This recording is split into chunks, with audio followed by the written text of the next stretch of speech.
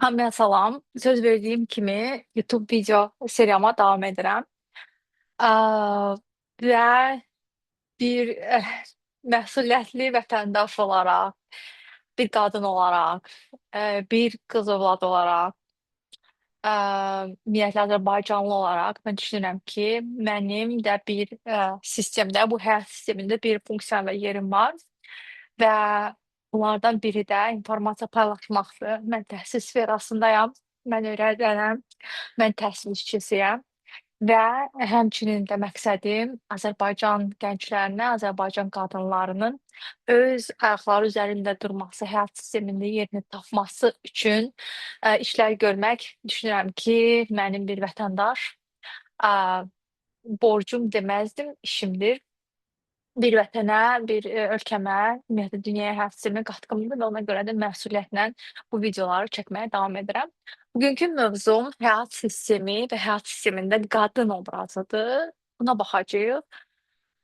Buna baxandan sonra, bu mövqeyə gələndən sonra mənim həyatımın yaşayışı, ümumiyyətlə həyata baxışım, özümü qadın olaraq hiss eləməm biraz rahatlaşıb bunları araşdırandan sonra gəlin həyat sistemində qadının funksiyasına baxaq və özünüzə baxaq, görək necə hiss edirsiniz siz həyat sistemində.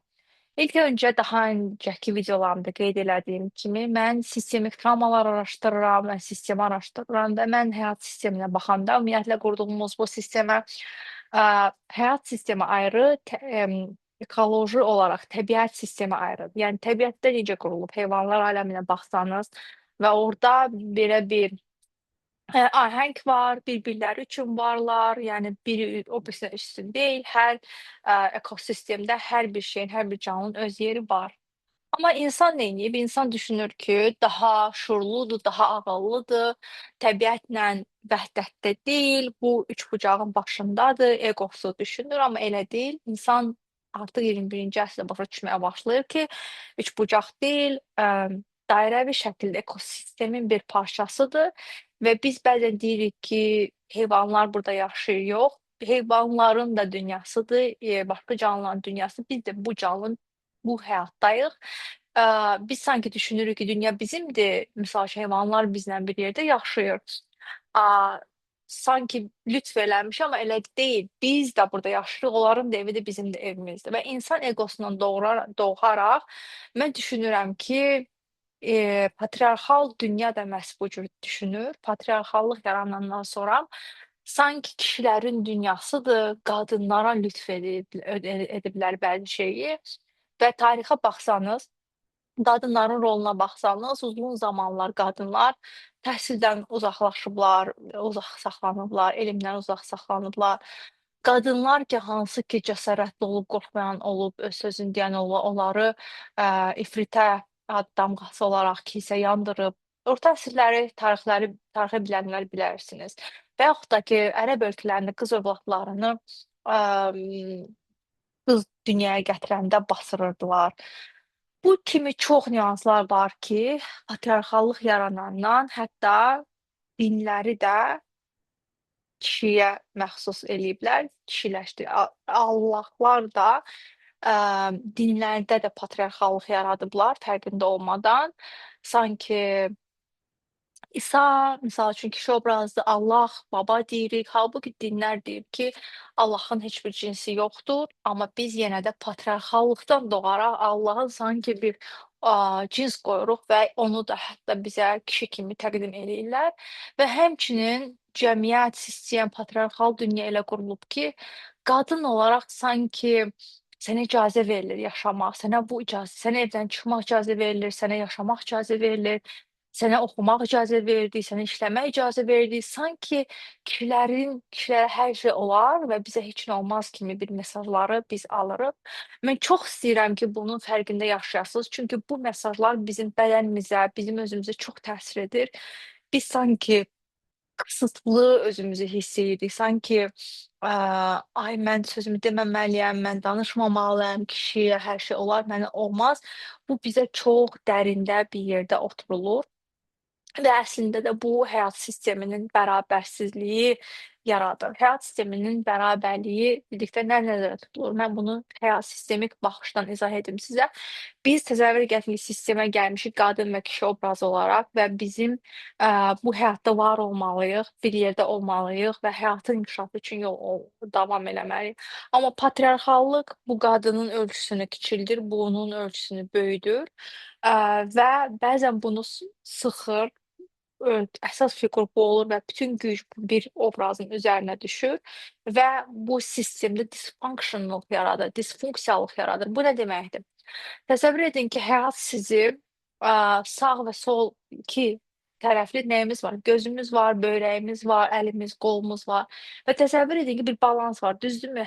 Bəzi orqanlarımız iki dənə ki, birlikdə var olsunlar, kömək eləsinlər bizə. Təsəvvür edin ki, biz sol qolumuzu bağlayırıq özümüzə doğru və bunu istifadə eləmirik. Nə baş verər? Müəyyən bir müddətdən sonra bizim qanqren olar, bizim bu sol qolumuzda funksiya dayanar, sağ qolumuzda daha çox aktivlik olar və hətta bunu müəyyən müddət bağlı saxlasaq, işlətməsək, hətta biz bunu itirə bilərik. Bax, bu yanaşma ümumiyyətlə sistem də belə işləyir. Biz hər hansı bir sistemdə olan qrupları sıxışdıranda, onun ölçüsünü azaldanda, ona yol verməyəndə və biz sistemdə disfunksionallıq baş verir. Tutaq ki, mən iki əlimlə daha çox iş görə biləcəydimsə, bir əlimdən daha az iş görürəm. Və yaxud da qan damar sisteminə baxaq. Ümumiyyətlə sistem dedikdə bütün sistemlər həyatda mövcud olan real, natural sistemlərin iş prinsiplərinə baxsanız hamısında eynidir. Məsəl üçün qan damar sistemi, həzm sistemi, orqanizm sistemi, onlar necə işləyir? Onlar demir ki, mən daha vacibəm. Onlar bir yerdə, vəhdətdə işləyirlər ki, biz sağ qalaq, biz inkişaf eləyək, biz yaşayaq. Məsələn, qan damar sisteminə baxaq. Sağ, sol, sağ tərəfimizdən damar beynimizə getməsə nə baş verər? Orqanizmimizdə disfunksiya baş verər.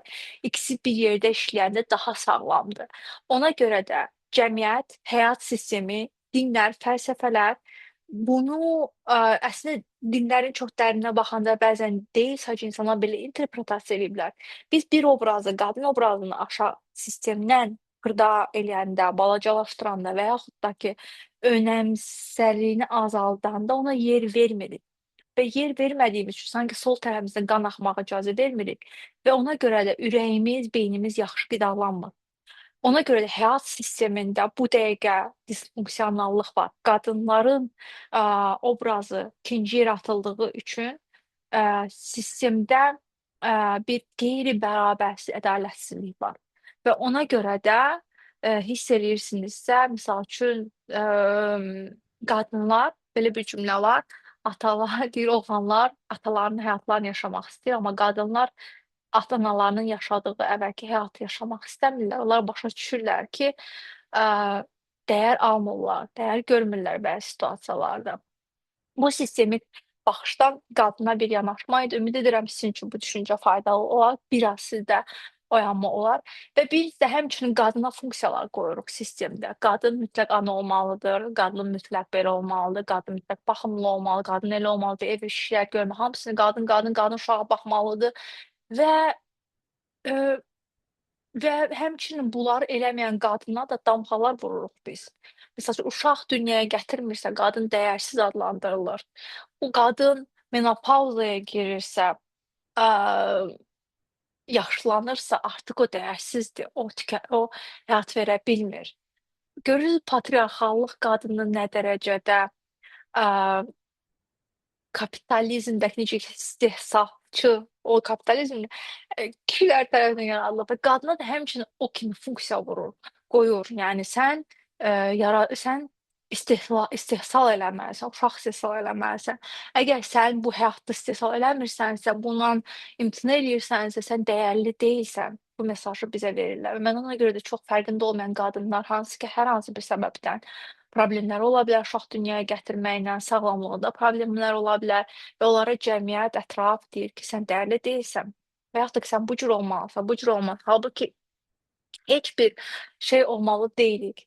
Biz patriarxal cəmiyyət nəinki qadınlara, həmçinin kişilərə də mesajlar verir ki, sən kişiləməlisən, sən hər şey eləməlisən, sən bunu eləməlisən, onu eləməlisən. Əslində patriarxallıq kişilər üçün də bir ziyanlı bir sistemdir. Kişilərə də ziyandır, qadınlara da ziyandır. Çünki orada bir balans pozulur. Misal üçün başqa bir ə, gözəllik standartları qadınlara təyin edirlər. Misal üçün, bu yaxınlarda sizə bir şey deyim. Bir dənə qadının postuna baxıram. Bədən quruluşları haqqında danışır. Məsəl üçün, mən ömür boyu özümü çox sportiv mənim bədənim var, əzələli, amma məktəb vaxtı və mənim nənəmin, anamın gözəllik o vaxt öyrədilən gözəllik standartlarına görə mən onlar üçün, cəmiyyət üçün böyüdüyüm mühitdə gözəllik standartlarına onlar uyğun gəlmirdim. Məsəl üçün, deyirlər ki, oğlan kimi bədəni var falan beşməkan. Məsəl üçün, amma indi gözəllik standartları dəyişir və bütün moda industriyası mənim bədənimin uyğun paltarlar tikirlər və mən indi hər hansı bir brenddən geyim olanda mənim əynimdə qutu kimi oturur. Niyə görə? Çünki gözəllik standartları hal-hazırda mənim bədənimə uyğun bədəndir. Ə, Düzbucaq bədən sayılır. Amma məsəl üçün 10 il qabaq, 15 il qabaq, gözəllik standartı başqa idi, və qadınları da çalışırlar ki, mesaj versin, gözəllik standartına uyğun deyilsə, sən özünü dəyişməlisən. Amma bu cür mesaj heç vaxt bir zaman kişilərə verilmir bədənlərlə bağlı. Sonra patriarxalıq qadınları yeməklə bağlı çox utandırır. Biz sanki yemək yeyəndə bir utanc hissi duyuruq ki, ay mən çox yedim, arıq olmalıyam, belə olmalıyam, nə bilim, amma kişilərdə yeməklə bağlı bir utanc yoxdur, fikir versəniz. Sonra qocalmaqla bağlı bizə çox böyük bir utanc hissi yükləyirlər ki, sən qocalsan dəyərsizsən, ona görə də biz çox zaman botokslara, hər bir şeyə qaçırıq. Niyə görə ki, qocalmaqdan qorxuruq. Çünki bu mesaj artıq bizə verilib, amma heç bir kişi görsəniz, o qocalmaqdan belə bir mesajı yoxdur, belə bir düşüncəsi yoxdur. Amma patriarxal sistem qadınların üzərində bu nöqtələrə toxunaraq həm burdan kapitalizm pul qazanır, həm də bizi tələdə saxlayır. Misal üçün, illər əvvəl çox arıq bir qadın tipləri dəbdə idi, indi isə biraz başqa cür bədən qadın tipləri dəbdədir və bizə və başlayır fikir versəniz, qadınlar hamısı rinoplastik elətdirirlər, o cür olmağa çalışırlar. Çünki standardı kimsə təyin eləyir və deyir ki, sən bu cür olmalısan. Biz qadınlar da özümüzü bu dünyada o qədər aid olmayan, o qədər ikinci hiss eləyirik ki, sanki dünya, həyat bizi qəbul eləsin deyən, bizi sevsin deyə necə onlar bizə ölçüb biçir, ona özümüzü salmağa çalışırıq. Həmçinin bu çox zaman ailədən də gəlir. Uşaq vaxtı da biz əslində bu sağqalma instinktimiz əsasən belədir. Biz ailə sisteminə doğuruq.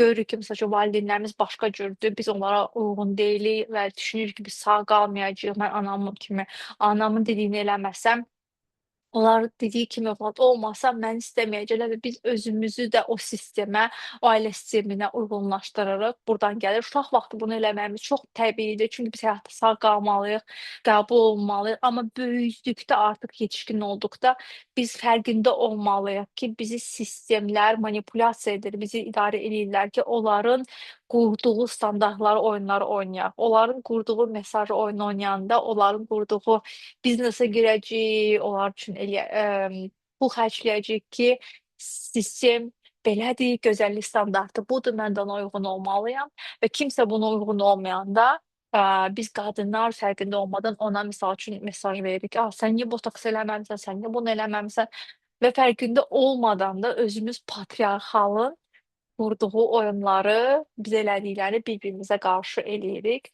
Mən çox istəyirəm ki, qadınlar öz real güclərinin, öz real təbiətlərinin nə qədər əslində güclü olduğunu fərqinə varsınlar. Bog Baginya sözündəndir. Qadın yaradandan sonra ikinci yaradıcıdır. Qadın çox böyük bir gücə malikdir. Qadın çox böyük bir hissiyata, həyata çox əslində yaradılışa çox yaxın bir varlıqdır. Sadəcə bunu illərlə basırıblar. Ə, Bəlkə də yaradılış qadın üzərindən, kim bilər. Patriarxalıq sadəcə bunu ört-basdır eləməyə çalışır ki, biz o gücümüzün fərqinə varmayaq. Biz gücümüzün fərqinə varanda çox güclü oluruq. Öz avtentikliyimizi qoruyuruq, özümüzü rahat hiss edirik, güvəndə hiss edirik və heç kim bizi, heç bir sistem bizi manipulyasiya edə bilmir. bilirik artıq öz dəyərimizi və ona görə də bu kanalı əsas açmaqda məqsədim, bu paylaşımı etməkdə bizi biraz da hər gün bir-birimizi özümüzə, öz ruhumuza, öz bədənimizə, öz təbiətimizə connect etmək, qoşmaqdır, özümüzü dinləməyimizi öyrənməkdir. Ümid edirəm bu video biraz da olsa sizə faydalı olacaq. Bəlkə biraz düşündürəcək. Situasiyalara əvvəlki kimi baxmağı dayandıracaqsınız. Am, ümid edirəm faydalı olacaq. Çox sağ olun izlədiyiniz üçün. Komment yazmağı, like etməyi unutmayın. Şərhlərdə danışa bilərik. Hələlik.